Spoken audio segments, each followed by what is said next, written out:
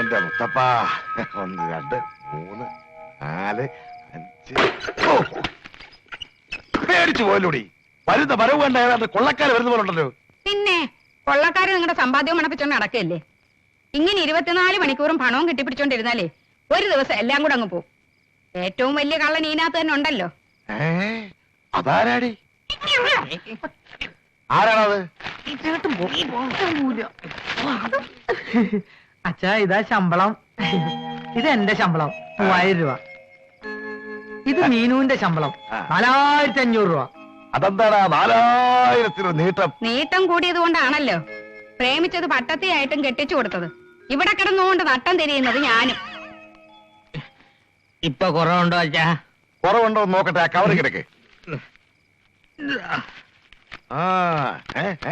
ഇത്തവണ കനം കൂടുതലുണ്ടല്ലോടി. കാണും കാണും. ഇനിയുണ്ടാ നോക്കാം.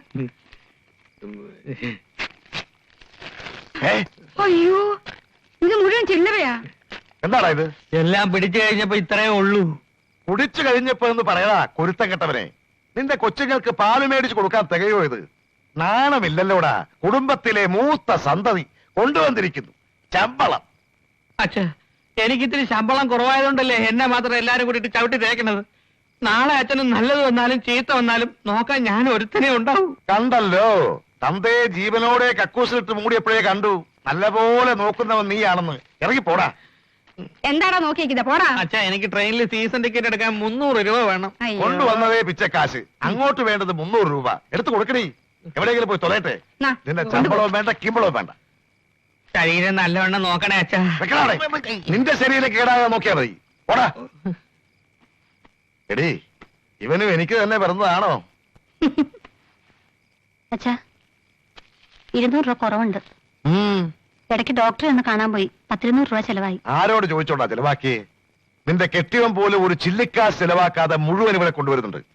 ഒരു കല്യാണം നടത്താൻ ഞാൻ പെടുന്ന പാട് എനിക്കും അറിയാം, ദൈവത്തിനും അറിയാം. ദൈവത്തിനെല്ലാം അറിയാം. തർക്കുത്തരം പറയുന്നോ? തർക്കുത്തരൊന്നുമല്ല. എന്റെ ശമ്പളത്തിൽ നിർത്തി ചെലവാക്കാൻ എനിക്ക് ആരുടെ അനുവാദം വേണ്ട. കേട്ടില്ലേടി അവള് പറഞ്ഞു പോയത്? അഹങ്കാരി. ഞാൻ പണ്ടേ പറഞ്ഞതല്ലേ ഇവളെ നമ്മുടെ കുടുംബത്ത് കയറ്റാൻ കൊള്ളൂല്ലെന്ന്.